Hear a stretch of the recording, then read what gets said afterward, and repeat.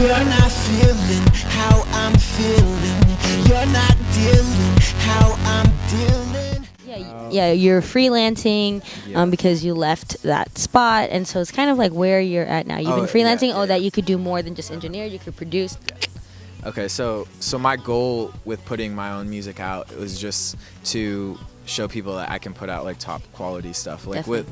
through the people that I've learned with and that I've worked with, and so I've started releasing my own music and kind of like put engineering on the side, because I've done a lot of sessions recording people and stuff like that, but depending on who you work with, you're not really valued. Yeah. You're kind of the guy that's sitting on the computer making sure it's recorded, and I don't like that. And Yeah.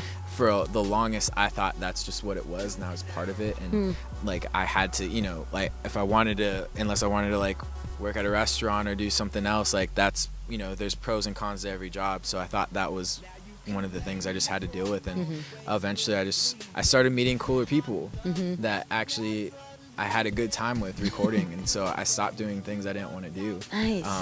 Which was awesome. And then this one random day, the studio manager from Chalice, she called me. She was like, "Hey, someone's car broke down. Can you come in to engineer for us?" Wow. For Zendaya. She's like, "The session starts in 20 minutes." I'm like, "I'm 30 minutes away, but I'm literally like walking out the door right now. Like I'll be there." And it was supposed to just be for the day, and I walked into the session and I was wearing a hat, and like they thought I looked too young, and they just were like, "How fast are you in Pro Tools?" And I'm like, "We'll be good, like no worries." Like they were already like questioning it.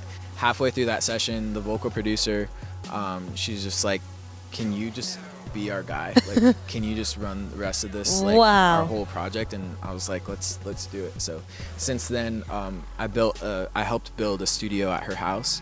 So we stopped like spending money on the studios, and we built a studio at her house, and she loves recording there. She's always on set, like filming and whatnot. So like after set, she doesn't want to go to the studio. She wants to go home, be comfortable. So that's been like my main thing I've been working on right now. We've been working on her album, and so it's been cool. I've been meeting a lot of really cool people, and I feel like I finally have hit that level of like, okay, this is kind of like the level where I'm aiming, and now it's like branching out and just making more plugs and connections on that sense. Like, you know, I'm engineering for her, but eventually I'd like to be producing for her and other artists, and writing songs and doing all the things that I love to do. So Yeah, that's so awesome. Is there an ultimate goal when it comes to that? You know, I just feel like it's just one of those things where you just love what you do, and you just keep going, you know, through life creating good stuff. But I'm not sure, you know what I mean? When you think of like actors and actresses, you think, oh, I need to get this particular award. But I'm not sure for y'all's world, I mean, you know what I mean, if there's something like that for you. Yeah, I mean, there is for most people. Like most people want a Grammy. That's the goal. That's the end. I mean, not the end goal, but like the main goal. And like, don't get me wrong, I would love to have a Grammy. Like I would appreciate it, but at the end of the day, like that's not what really drives me. Yeah. I want to be happy, and I want to be able to like live my life comfortably and just do what I love doing. I don't need to be rich out of it. I don't need to be like, you know, famous or by any means, but just if I can like, pay my rent, have a house one day, take care of my family, and like do some traveling. It might be too much to ask for. Hopefully it's not. I'd be cool with that. Yeah, definitely. For sure. What is your advice to those that are thinking about going to LA and taking that big step in their career? If you can find any means, just do it. Talk to them real quick. Talk to them. So my advice for LA is just, if you can find any way to do it, just do it. Like, just figure it out. I was sleeping on my family's floor in their little apartment, and they were so loving and welcoming of me and supportive, and that was great. And you know, no one wants to sleep on the floor, but I wanted to be in LA, so I just did what I had to do.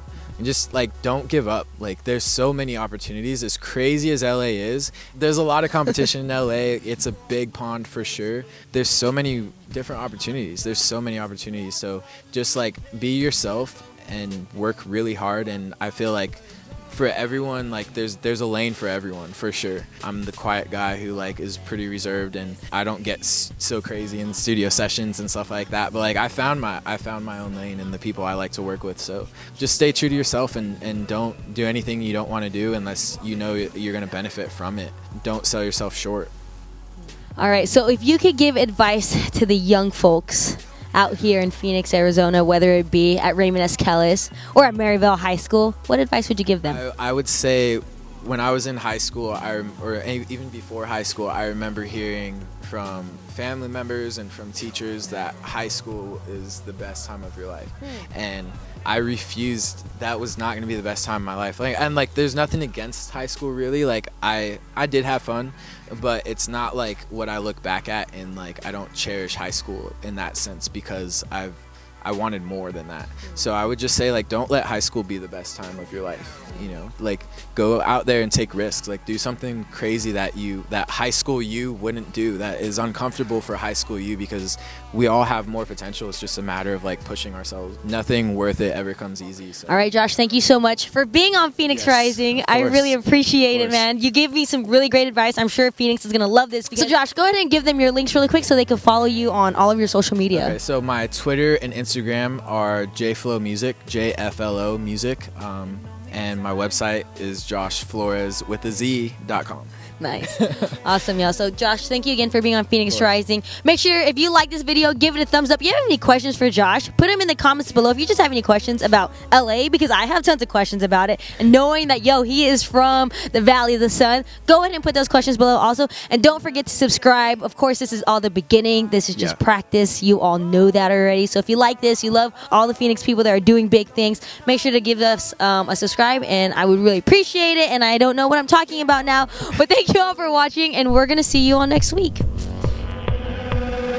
not feeling how I'm feeling.